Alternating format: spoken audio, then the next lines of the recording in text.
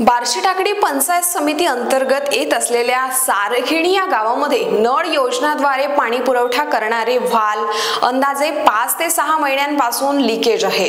याबद्दल ग्रामपंचायत प्रशासनाला तसेच ग्रामसेवक यांना ग्रामस्थांनी वारंवार कळविले, परंतु या लीकेज व्हॉल्वकडे प्रशासनाने दुर्लक्ष केले आहे। ग्रामपंचायत प्रशासन ग्रामस्थांच्या आरोग्याशी खेळ खेळत आहे असं ग्रामस्थांमध्ये आता चर्चा आपल्याला दिसून येते आहे।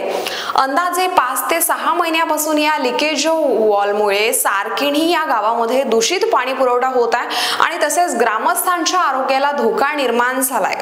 महत्त्वाची बातमी आहे, लीकेज वॉल मधील पाणी मेन रस्त्यावर संत सेवालाल महाराज मंदिराच्या गेट समोर रस्त्यावर मधोमध साचत आहे आणि साचत असलेल्या पाण्यामुळे परिसरात दुर्गंधी पसरत आहे। त्यामुळे मंदिरात जाणाऱ्या येणाऱ्या दर्शनासाठी ग्रामस्थांना साचलेल्या पाण्यातूनच दर्शनासाठी जाणं येणं करावे लागत आहे आणि या साचलेल्या पाण्याची दुर्गंधी खूप येत असल्यामुळे या सारखिणी गावामध्ये पाणी पुरवठा करणारी जलवाहिनीचे नळ योजनाचे वॉल लीकेज असल्यामुळे ग्रामस्थांना उतरेपीत असलेल्या वॉलचे पाणी पुरवठा करण्यात येतो असंही चित्र इथे पाहायला मिळते आहे।